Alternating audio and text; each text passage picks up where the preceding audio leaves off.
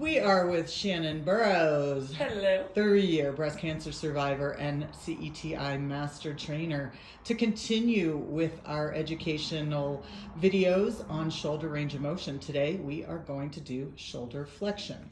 And when you are working with a client, or if you happen to be a breast cancer survivor yourself, through radiation, mastectomy, and breast reconstruction, oftentimes there is scar tissue and adhesions that can limit range of motion in the shoulder. So what we're going to show you is a progression, starting with a simple forward wall walk. So Shannon faces the wall with her palm kind of facing the midline of her body and slowly moves upwards to the wall. And she has very good range of motion, but if you're just beginning, or if your client's just beginning, they should just go as far as they can and then hold that stretch just to the point where there's a mild discomfort. We definitely never want them to feel any pain. And you want to make sure that their arm is not going out to the side, that it's going straight forward, as if it's in between two panes of glass. So then if they can do that with no problem, then we're going to go ahead and have them lie supine with their knees bent. Shannon is just holding essentially a broomstick or a weightless dowel, and it is between her thumb and her forefingers, and she's going to go ahead and let it go over her head. You're instructing your clients not to allow their backs to arch. Watch for excessive movement in the shoulder blade area, and they should only go back to the point once again where there is no discomfort.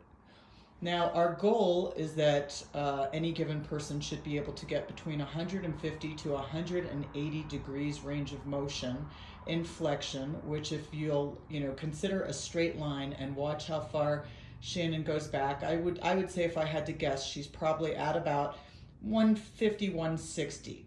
So at that point, I can recommend that she can begin to add resistance.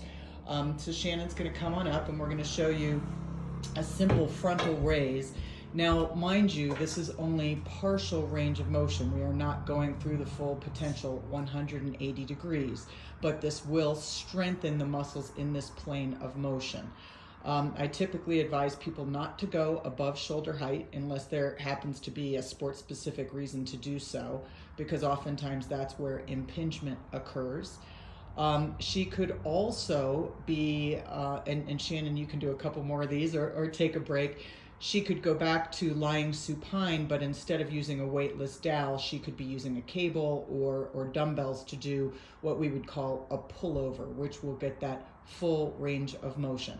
But even if you're thinking about doing something like a Warrior One, which requires shoulder flexion, you want to make sure that you're keeping the movement fluid, unless you, or in the case that your client has between 150 to 180 degrees range of motion in shoulder flexion.